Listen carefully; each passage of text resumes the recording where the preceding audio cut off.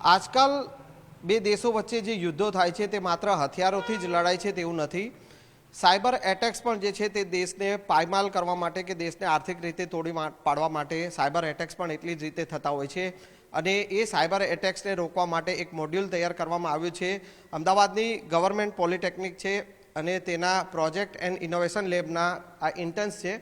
તેઓએ એક સાયબર એટેકનું જે મોડ્યુલ તૈયાર કર્યું છે કે જે સાયબર એટેક્સને રોકી શકે. ઓમ વ્યાસ છે અને તેની ટીમ છે. ઓમ વ્યાસ પાસેથી આપણે જાણીશું કે આ આખું મોડ્યુલ તેણે કેવી રીતે તૈયાર કર્યું છે અને આ મોડ્યુલ જે છે તે કઈ રીતે વર્ક કરે છે. ઓમ, એ જણાવો કે આ જે સાયબર એટેક્સને રોકવા માટેનું આખું આ મોડ્યુલ તૈયાર કર્યું છે શું છે? અમે જે મોડ્યુલ તૈયાર કર્યું છે બેઝિકલી અમારે 3 લેયર પર છે. જે અત્યારે આજકાલ જે સાયબર સિક્યોરિટીના આપણે જોઈએ છે કેસીસ છાપામાં પણ ન્યૂઝમાં ઘણા બધામાં આવે છે કે બહુ વધારે પડતા વધી ગયા છે. તો એના માટે અમારી જેમ કે આપણે બેંકની કોઈ પણ વેબસાઇટ છે તો એને પ્રોટેક્ટ આપણે કઈ રીતે કરી શકીએ એના માટે અમે મોડ્યુલ બનાવ્યું છે.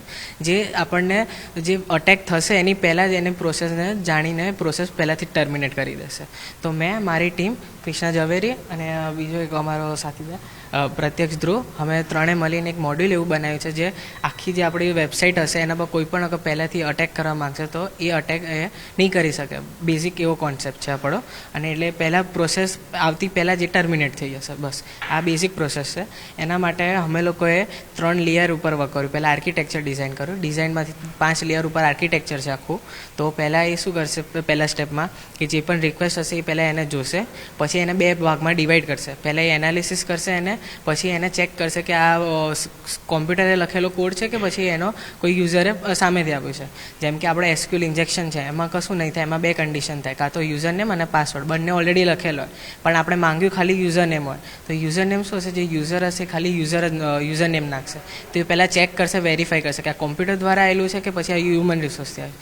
પછી એ વેરીફાઈ કરીને ત્રીજા સ્ટેપમાં મોકલશે, જેમાં એની ટાઈમ લિમિટ ને આઈપી એડ્રેસ બધું એનાલિસિસ કરશે. અગર સેમ આઈપી એડ્રેસ ઉપરથી ઘણા બધા રિક્વેસ્ટ આવી રહી છે તો એને ઓટોમેટિકલી બ્લોક કરી નાખશે. અને 5મા અને 4થા સ્ટેપમાં જે યુઝર હશે એને આપણી વેબસાઇટ ઉપર એન્ટર કરવા દેશે કે સેફલી. બિલકુલ. તો આ જે ઇન્ટર્ન્સ છે ને તેમના મેન્ટર ઉર્વિશ સોની, પ્રોફેસર ઉર્વિશ સોની આપણી સાથે છે. સાહેબ, આ આખું જે મોડ્યુલ જે તૈયાર કરવામાં આવ્યું છે, આખું આ મોડ્યુલ કેવી રીતે અત્યારે જે પ્રકારના જે સાયબર એટેક્સને જે જોવા મળે છે, જે સાયબર એટેક્સ જે થઈ રહ્યા છે, જ્યારે એક સાથે મલ્ટિપલ એટેક્સ થાય ત્યારે વેબસાઇટ, વેબ સર્વર ડાઉન કરવાના જે પ્રયાસ થઈ રહ્યા છે, જેના કારણે બેંકોની વેબસાઇટ છે કે ઘણી બધી વેબસાઇટ લેગ કરતી અથવા server out, server time out એવી એરર આવતી દેખાય.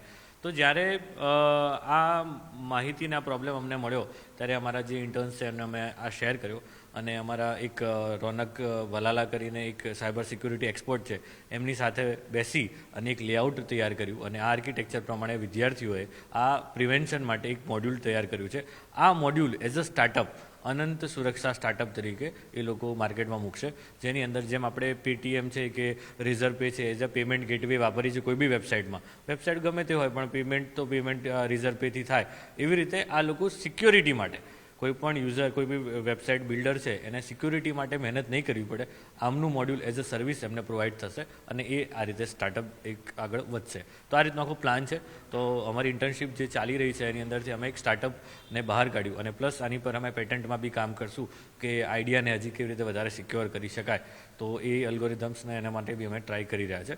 તો પ્રોજેક્ટ ઇનોવેશન લેબમાં આ પ્રકારનું ઇનોવેશન થઈ રહ્યું છે જેને દેશ અને દુનિયા માટે ખૂબ જ ઉપયોગી છે. બિલકુલ. તો જે અત્યારે આ મોડ્યુલ જે તૈયાર કરવામાં આવ્યું છે ને અત્યારે જે સ્ટાર્ટઅપ બેઝ ઉપર જે છે કે આગામી દિવસોમાં એ અલગ અલગ જે કંપનીઓને જે છે તે આ મોડ્યુલ જે છે તે પ્રોવાઈડ કરવામાં આવશે, જેથી કરીને તેમની કંપની પણ જે છે તે સાયબરને લઈને સિક્યોર થઈ શકે. કેમેરામેન ખેંગાર રાઠોડ સાથે સંજય ટાંક, ન્યૂઝ 18 ગુજરાતી, અમદાવાદ.